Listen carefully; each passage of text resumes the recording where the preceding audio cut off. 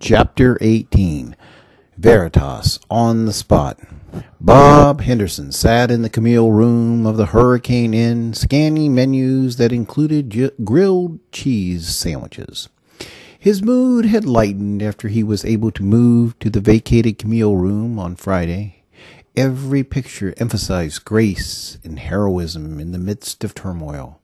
The carpet displayed a satellite photo of the hurricane, and the sheets displayed the names of the 172 known victims. Bob Henderson took inspiration from his surroundings. He had munched on the inn's stale donuts a few hours ago, and now he craved a grilled cheese sandwich as never before. Tomorrow morning he was scheduled to catch a flight from Memphis to D.C., and he hoped to arrive home early enough for Debbie to grill him a couple of grilled cheese sandwiches. For all of her flaws, that woman could deliver a mean grilled cheese sandwich. Why was a grilled cheese sandwich so hard to find? Yes, he had a couple of divine grilled cheese experiences in Mississippi. At Lord of the Fries, he had consumed a deep-fried, crispy cheese sandwich named the Simon, and he experienced a culinary earthquake at Lard's a-Leaping, where he savored the triple bacon served on bacon bread and deep-fried in bacon fat, with extra cheese and dill pickle slices. Now he would be happy with a simple fake cheese on white, grilled in fake butter. Even that delicacy was hard to find. Most of Bob Henderson's sojourn had been devoted to reading books and news files about the FBI. He had made a habit of reading about the Bureau since the early days of his career. Whenever he met an agent at a cocktail party, he would say, "Oh yes, you worked anti-terrorism under Fitzpatrick. He is one of our shining stars." And the other agent always walked away impressed with Bob Henderson's bounty of inside information. But on this trip, Bob Henderson had also spent a lot of time comparing and contrasting his two glorious grilled cheese experiences. However, those two beloved establishments were farther away than Bob Henderson cared to drive. He had found a local diner that served a not bad grilled cheese and tomato soup entree, but unfortunately they were closed on Sundays. He had ruled out using the Hurricane Inn's facilities to attempt his own chefly creations because he did not trust the cleanliness of the cookware and utensils. So he continued his perusal of local menus. Suddenly, Bob Henderson received an alert in the upper left-hand corner of the screen. He clicked on the alert, and the browser displayed the heading, "Mississippi Gubernatorial Candidate Shot." Several links were displayed in succession. Bob Henderson clicked the first commercial news link and read the article. The news summary stated that a lone gunman had shot 6 people, including gubernatorial candidate Eva Marie Taffy. Bob Henderson read a few more summaries and then logged onto the FBI system. There were times when the FBI passed on bogus information they had copied from the news services. Not today.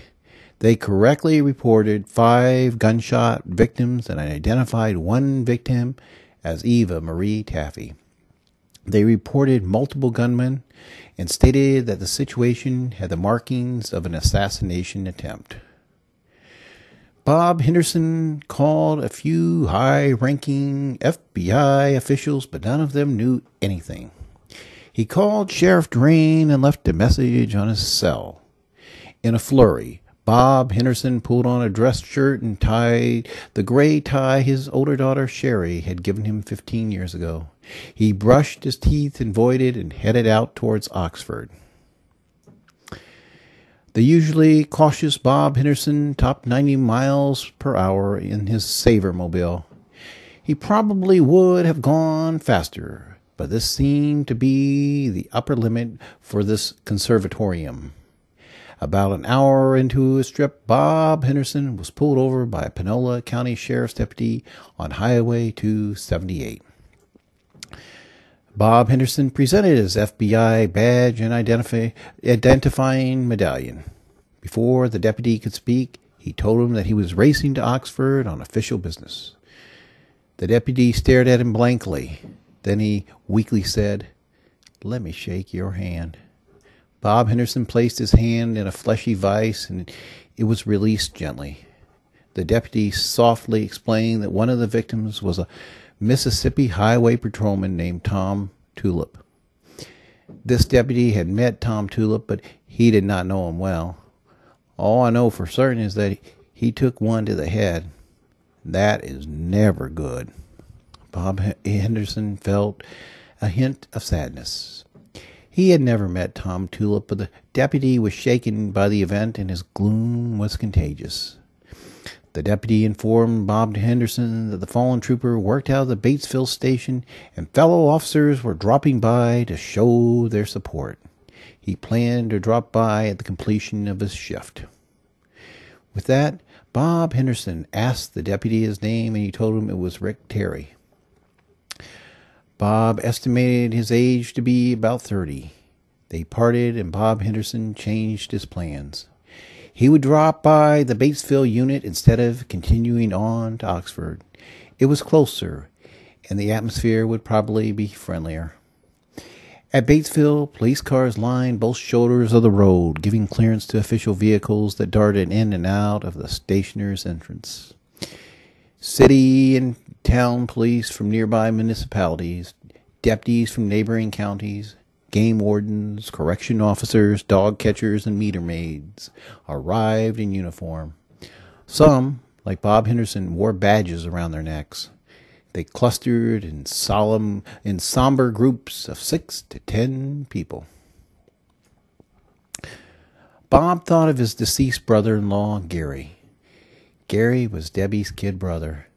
He suffered from multiple birth defects and was not expected to make it home from the maternity ward. He lived for 27 years.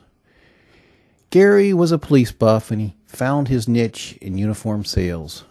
He would spend hours paging through uniform catalogs, making comments as he read. He knew all the lingo. A standard blue uniform was a Cub Scout. A brown uniform was a Brownie Scout.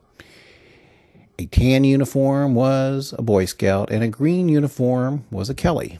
Green on brown was a Grasshopper, and brown on green was a Girl Scout. He would reference New York blue and Chicago checkers, which he sometimes called corn checks. He could converse longer than one might think possible on pockets and collars and epaulets. Gary would love this crowd of mixed uniforms. He loved attending parades where dozens of different police forces would march and sometimes perform drills. Whenever a local officer lost his life, Gary would don his civil defense uniform and attend the wake, and he would take a vacation day to attend the funeral. Bob Henderson reflected on his fallen buddy and wished that he could be here now. Bob introduced himself to a half-dozen assembled locals representing a half-dozen different departments. They had all removed their hats shortly before Bob arrived, and he took that as a bad sign. Sure enough, a silver-haired game warden informed him that Tom Tulip had been pronounced dead. Bob Henderson let out a slow sigh and did what he did best. He pressed the flesh and said, "I'm sorry." Bob Henderson shook hundreds of hands and offered a stream of condolences. The locals greeted him warmly. The FBI did not always attend informal events such as this. Bob Henderson had heard over and over and over, the FBI is not a law enforcement agency. But they were a law enforcement agency, and Bob Henderson respected local officers and attended their funerals whenever he could. The Batesville station was situated across the road from a small airport, and Cessnas and Pipers descended close enough to frighten and distract the mourners. Bob observed a few E-troopers weeping openly. He spent a little time with each of them. That certain mix of power and vulnerability that was so unsettling. Bob said all the right things and always parted at the perfect time. Bob Henderson caught up with Sheriff Drain and Doreen, and he chatted with them a bit less formally. Leonard wore his tan church suit and his handcuff print tie, and Doreen wore a flowered church dress. They stopped hugging each other to greet Bob Henderson and then returned to their clench. The sheriff was composed, but his wife wept openly. He explained that they were at church when they got the news, and they fled the service immediately. Both the sheriff and Doreen insisted that Bob Henderson come to their house as planned, and Bob Henderson said that he would. Bob Henderson glanced westward. It had been crystal clear, but now whitish puffs were moving in and blue skies had gone hazy. He recalled a line from an old movie where the Indian brave said, "It is a good day to die." He slowly shook his head and walked in a respectful manner back to his car. Bob Henderson reoriented himself and soon found himself once more at the Lord of the Fries outside of Oxford. The deep-fried Simon tasted even better with a double scoop of mayonnaise buried in the depths of the mighty sandwich. He was thankful for the counterman's recommendation, and he enjoyed his sandwich with a cherry coke as he scanned the news with the cell. The facts seemed to gel. There had been an assassination attempt on Eva Marie Taffy by persons unknown. She was admitted to a local hospital and her wounds were not life-threatening. 3 people had been killed. One was Tom Tulip, and the other 2 had not been identified. A 5th person, also unidentified, was seriously wounded. Investigators were still connecting the dots. Judy Hunziker called halfway through the Simon. She had been so consumed by her clerical duties that she was unable to stay on top of the Oxford situation. Bob Henderson brought her up to speed, and he mentioned that he had seen Sheriff Drain and Doreen at Batesville. "Oh, Bob, I can't get by there tonight. We'll be calling it a day pretty soon, but I have been going since 6 this morning, and I'm dead." Judy, Doreen could not stop crying, and the sheriff looked like a bulldozer ran over his foot. There was a long pause. "I really wanted some time with you, Bob." "And I wanted that too, Judy. We'll pay our respect to the Drains. I'll find a hotel where we can both spend the night. I'll pick up my stuff from the Hurricane. We'll rendezvous, and I'll make my flight in the morning." Judy agreed with the plan so long as Bob could find lodging close to Memphis. Bob Henderson agreed, stating he would like to be closer to the airport anyway. They chirped their lovebird goodbyes, and Bob finished his lunch. Before visiting the Drain residence, Bob Henderson stopped off at a chain grocery store and purchased a party tray of lunch meats and cheeses and condiments. He removed the party tray label as he thought it was inappropriate for the occasion. At the front door, Doreen hugged Bob and kissed him on the cheek. Sheriff Drain put his arm around his guest.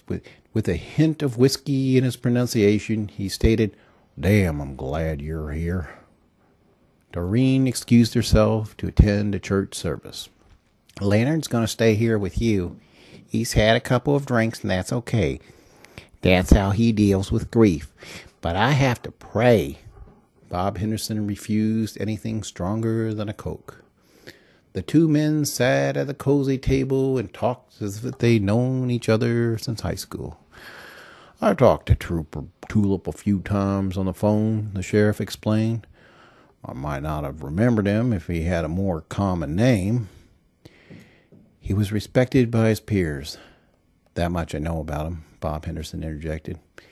"When shit like this happens, it opens up other wounds," the sheriff explained. Our latent grief comes to the surface, Bob Henderson remarked. Yeah. There was a long pause as Sheriff Drain stared into his tumbler of Jim Beam.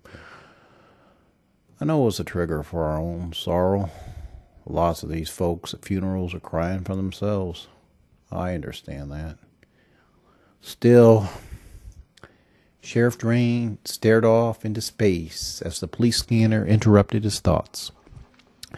A deaf man had texted a noise complaint to the sheriff's department via a service established especially for people with his handicap. The dispatcher and patrol deputy never even chuckled. I know that son of a bitch, Sheriff Drain said as he broke into laughter. Crazy as a shithouse rat. Says people are talking about him. I say, how do you know that? He says he feels their vibrations. The mood lightened a bit, and Bob Henderson studied his surroundings. The woodwork and style suggested an early American feel. But where a decorator might have stuffed the place with antiques, the drains filled the space with photos and certificates and law enforcement memorabilia. But it was homey, and Bob Henderson felt at ease. You know what bothers me most about this? Sheriff Drain inquired. He did not wait for an answer. It's that most people don't care. Bob Henderson nodded. The host continued. They say they care about peace officers, but they don't care. When one of us goes down, what do? They say, that's the bastard who gave me that ticket. That's the bastard that had my car towed. That's the bastard who busted my precious son just because he was selling crack. The doorbell rang, and Sheriff Drain jumped to his feet, clutching his gun that he wore on the outside of his gray Mississippi Police Academy sweatshirt. Bob Henderson remained seated at the kitchen table, and soon the sheriff returned, escorting the ever-beautiful Judy Hunsaker. Agent Hunsaker, Bob Henderson said as he stood up to greet her. Special Agent Henderson, Judy Hunsaker nodded formally. I never even suspected you two. Till now, Sheriff Drain said with apparent sincerity. With mouths agape, the two guests stared at their brash new friend. If you are on a first-name basis, I wouldn't suspect a thing. But we're Veritas, and I know you know each other. Why the mock formality if you're not hiding something? The sheriff was interrupted by the scanner. The conversation between dispatcher and patrol concerned a report of deer hunting after dark. Sheriff Drain reflected on the scanner, then restarted the conversation. Sorry, I'm going to have me an 80-hour work week and at least one funeral to attend, and I want to enjoy one night with my Veritas friends. Special Agent Henderson, Agent Hunsaker, he said as he pointed to his tumbler. Meet Special Agent Beam. The FBI agents laughed, and Sheriff Drain served Judy Hunsaker a ginger ale. He placed the party tray Bob Henderson had given him on the middle of the small table, along with chips and napkins and party plates. The mood was one of decompression. I feel like I have no secrets with my Veritas friends, Sheriff Drain continued. That's the idea, Judy Hunsaker chimed in. Were you one of the co-founders, Agent Hunsaker? It's Judy, and no, sir, I was not a co-founder, but I have become a co-moderator. It's Leonard, and I read the mission statement over and over. Judy Hunsaker interrupted. Yes, there were a bunch of TV shows, real stuff, where they interviewed cops who brought down motorcycle gangs and street gangs and thugs of every kind. And each story concluded with the undercover officer stating how conflicted he felt at betraying the crooks and how he felt sad to see the criminals go to prison. Finally, Dark Narc said, enough! We send bad people to prison for a reason. We enjoy seeing the wicked punished. Why can't we acknowledge our true feelings? We do enjoy misery heaped upon bad people. Veritas! Who knew it would grow as fast as it did, Bob Henderson remarked. His comments were cut off by the scanner. A domestic disturbance at the Beechwood Apartments. Apartment number 315. Apartment number 315. Charles William Hunt is beating his wife for the 8th time this year, but she's too stupid to take out a restraining order. And the dispatcher repeated the gist of what Sheriff Train had said in a flat, robotic manner. Stupid cow, Sheriff Drain shouted at the scanner, and his guest laughed hard enough to stop eating. He continued his banter. What do the Latins say? In Veritas et Veritas? Something like that, Bob Henderson chimed in. Those wacky Latins, Judy Hunsaker said between chuckles. Suddenly, a call came across the scanner, and Sheriff Drain turned serious. Bob Henderson and Judy Hunsaker could not understand the coded messages, but they recognized concern in their friend's face. When the dispatcher stopped talking, he let his guest in on the secret. There's been a shooting at my church. Doreen's there. When Carlos Pascal received a proposal from Ulysses Johnson, he requested a down payment from his former community supervisor. But transferring a significant sum from Houston to Memphis on short notice presented a gauntlet of obstacles for two men who did not have active bank accounts, cyber accounts, or credit cards. So Ulysses agreed to deliver a cash payment to Carlos Pascal's mother in Houston, and wheels were set in motion. Carlos Pascal had lied about fronting a posse. Yes, he commanded a crew of small-timers recently, but things seemed to fall apart after Carlos Pascal ripped off his best friend in a drug deal and slept with his cousin's wife and sodomized another's friend's sister. He swore to himself that next time around he would strive to be more of a team player. Okay. Redo. Carlos Pascal had lied about fronting a posse. Yes, he commanded a crew of small-timers recently, but things seemed to fall apart after Carlos Pascal ripped off his best friend in a drug deal and slept with his cousin's wife and sodomized another friend's sister. He swore to himself that next time around he would strive to be more of a team player. Carlos Pascal lived in a Memphis mobile home with an aging crack whore named Beverly Middleton. Her face looked wrinkled and creased for a 30-year-old, but the crack and meth and cigarettes had helped her keep her girlish figure. She exuded an empty zombie expression when she was not high, and a surly, snarling bulldog with a tight collar demeanor when she was percolated. Her half-Cherokee, half-Anglo genes had blessed her with bronze skin, thick eyebrows, prominent cheekbones, and long, flowing brown hair. She was not one drop Romany, but her dark look earned her the nickname Gypsy. Carlos Pascal knew that he would have a hard time assembling another work detail on short notice. It sometimes seemed to him that he burned more bridges than he crossed. Yes, he wanted to start another crew and do something right next time around. In the meantime, he had Gypsy, and she had a 14-year-old son, Dylan, and a 9-year-old son, Jeremy. Sure, they were green, but he found himself a temporary posse, and he was in the game. Earlier today, Carlos Pascal loaded up Gypsy's made in China, assembled in Mexico Dragon and took her kids on a scouting trip. Dylan had never before set foot in a church, and he did not mind skipping the experience in this lifetime. But Carlos Pascal took the young man aside and informed him of the real purpose of the trip. Dylan would not have been happier had their destination been Disneyland. Carlos Pascal had been briefed on the unique nature of this church. It was as much a country club as a house of worship. You had to be voted into membership, and you were supposed to be invited to the services.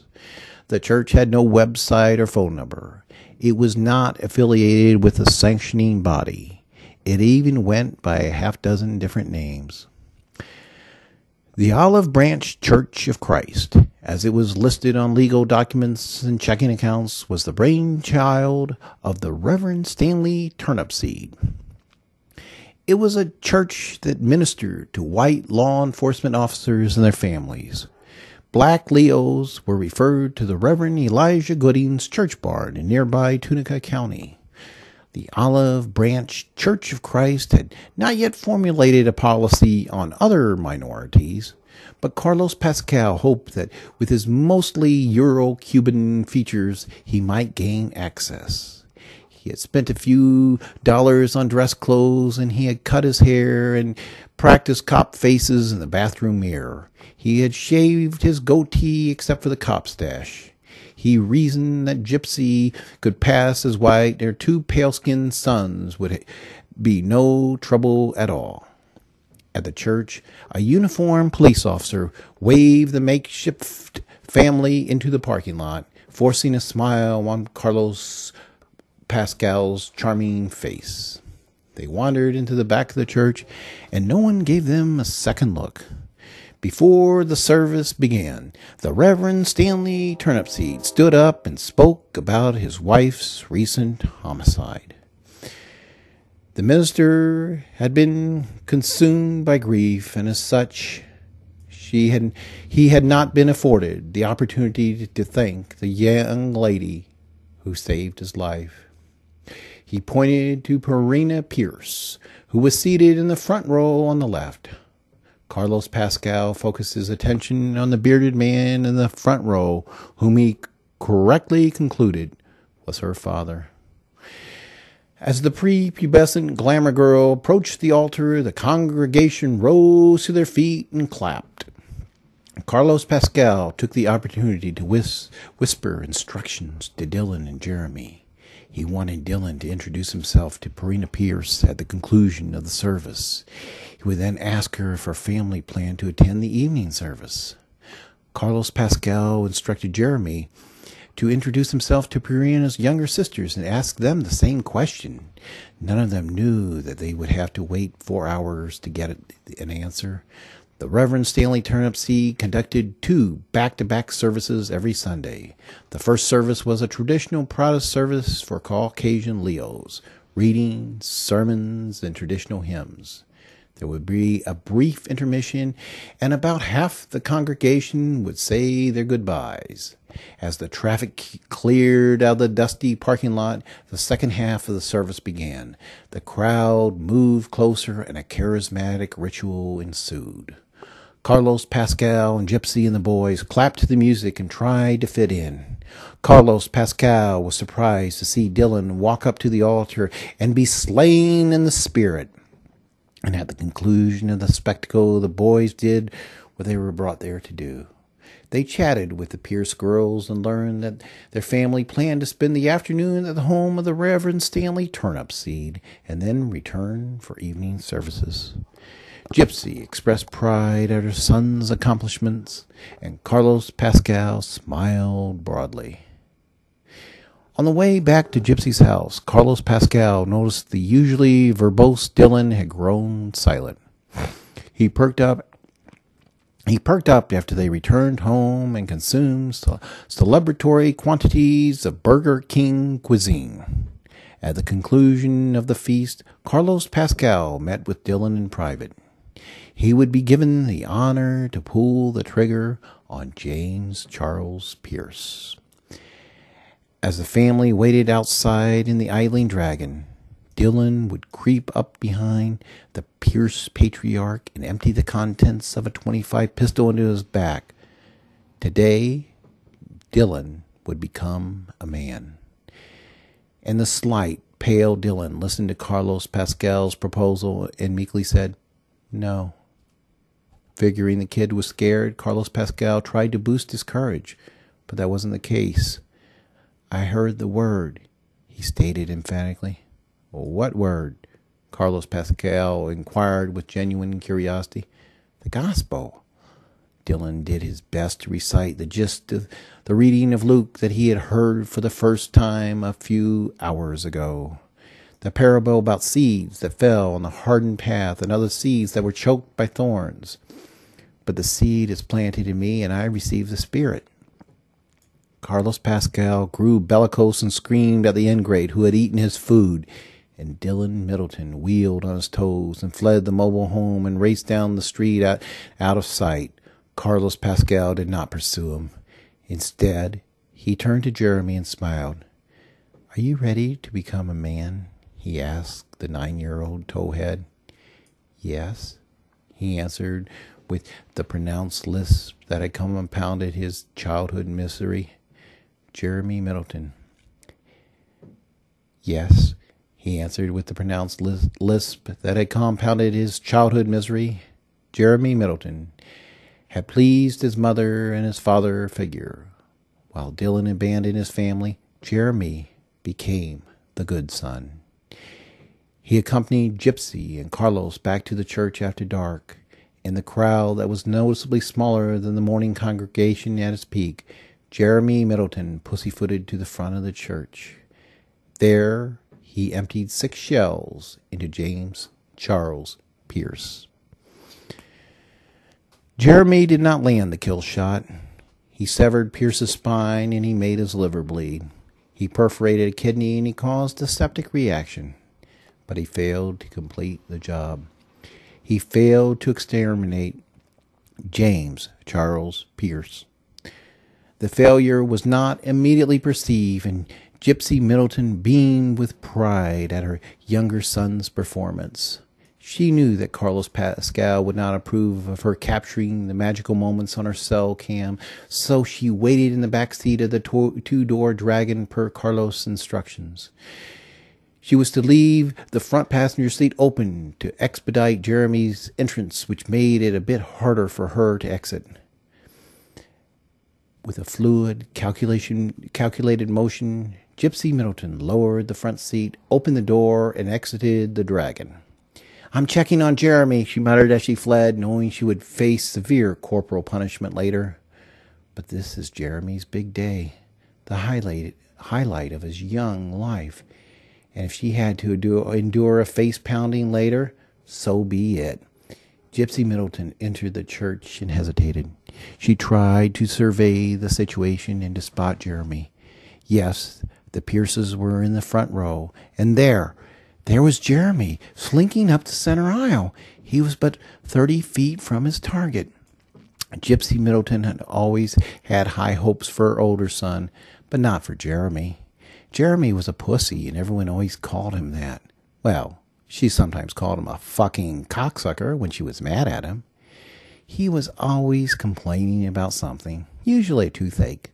Fucking pussy.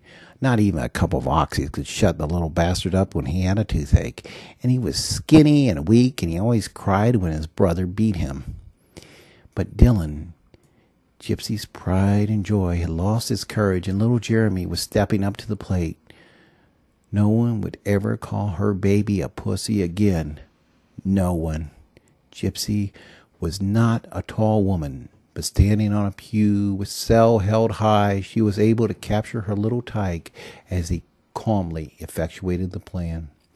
Tears of pride streamed down her face as she watched her little Oliver Twist walking on the pews just inches behind and in front of grown people. 6 pops rang out in rapid succession.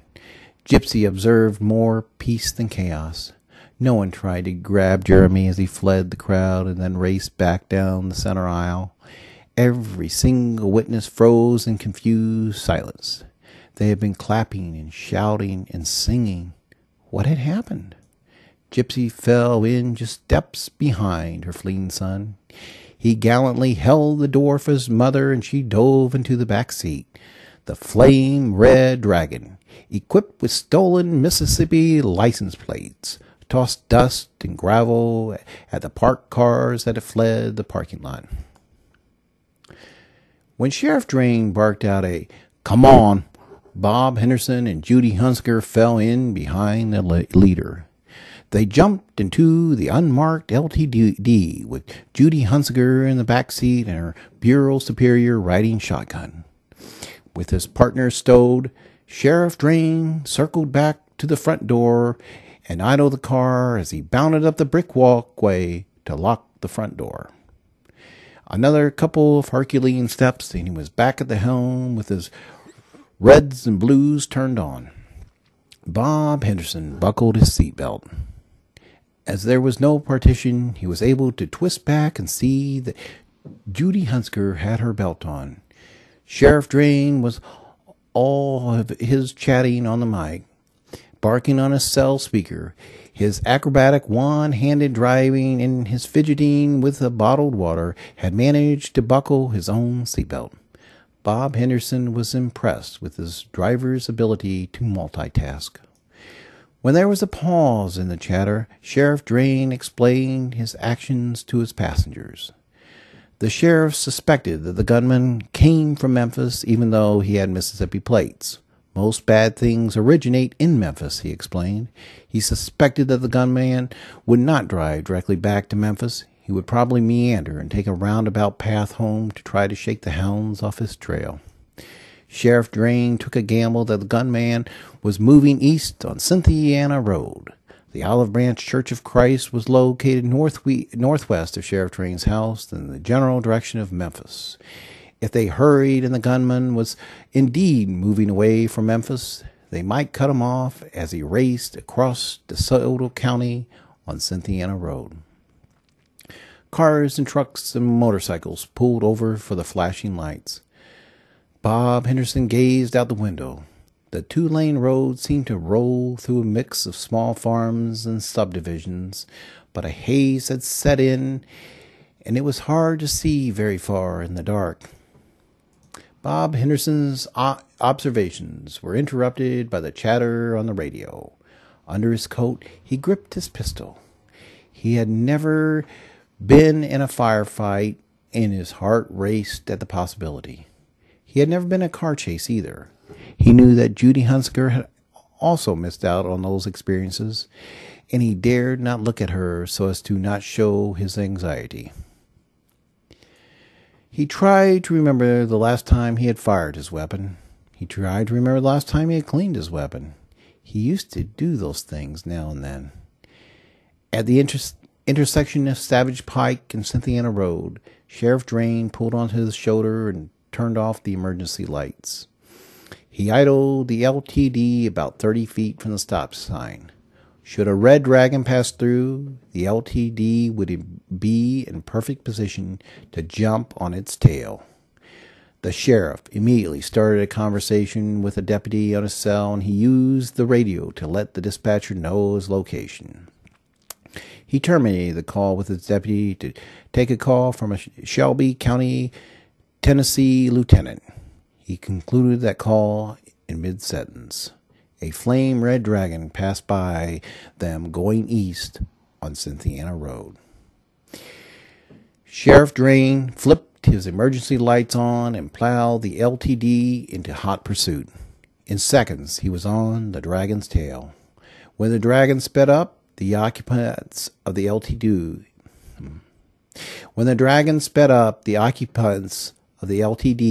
knew they hit pay dirt. Sheriff Drain drove one-handed as he barked out orders on the radio. He requested assistance from Marshall County, but then stated to his passengers that he cannot count on those goobers to catch a runaway goldfish. Slamming the radio mouthpiece down, he stated emphatically, "We're going to have to do this by ourselves." Bob Henderson felt his Simon sandwich coming back to haunt him. He belched an acidic solution that faintly resembled the masterpiece he enjoyed earlier today.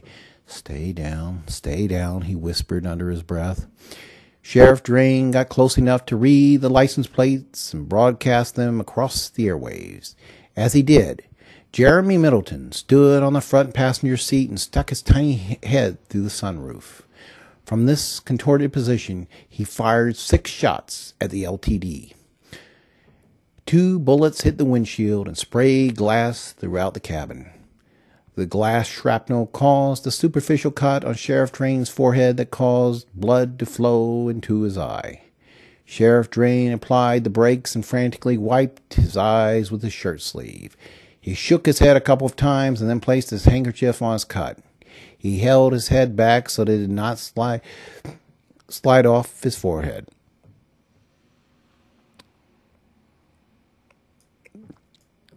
The windshield was damaged to the point of occlusion. Sheriff Drain rolled down the window, and with his head still cocked in a way to support the handkerchief, he stuck his head out of the window. "Let's get that asshole," he roared as he pressed the gas pedal to the floor. They had not traveled for 30 seconds when they approached a rise in the road. Straddling both lanes was a compact car with two narrow headlights barreling down them at a high rate of speed. "Pull over, civilian!" Sheriff Drain yelled at the approaching vehicle. He flicked on the high beams and instantly deployed the side-mounted spotlight to ID the oncoming vehicle. Sheriff Drain had about a second to determine if the vehicle in question was the Dragon that had just fired at them and was now using a double-back maneuver. He had even less time to determine what his response would be. Yes, it was a flame-red Dragon approaching them, and no, Sheriff Drain would not let them by. Sheriff Drain straddled the center line and tried to force the Dragon off the road. In the other car, Carlos Pascal buried the pedal and called the sheriff's bluff, a game the old-timers called Southern Fried Chicken. The impact woke sleeping babies miles away. A loud crash and a sudden calm. The Dragon had been built for the bottom line and did not come equipped with fancy safety features. It shattered like a goblet tossed from a skyscraper. The first responders were unable to identify the make and model of the vehicle that ran head-on into the LTD. They were unable to immediately determine how many passengers were in vehicle number 2. It was a jigsaw puzzle without a picture to guide the rescue workers. The accident would consume the emergency resources of DeSoto County, and it would cause many a man and woman to reevaluate their choice of careers. The LTD and its occupants fared much better. They would suffer cuts, bruises, lacerations, abrasions, puncture wounds, broken bones, and internal bleeding. But they would live. They would live to recover and recuperate and rehabilitate.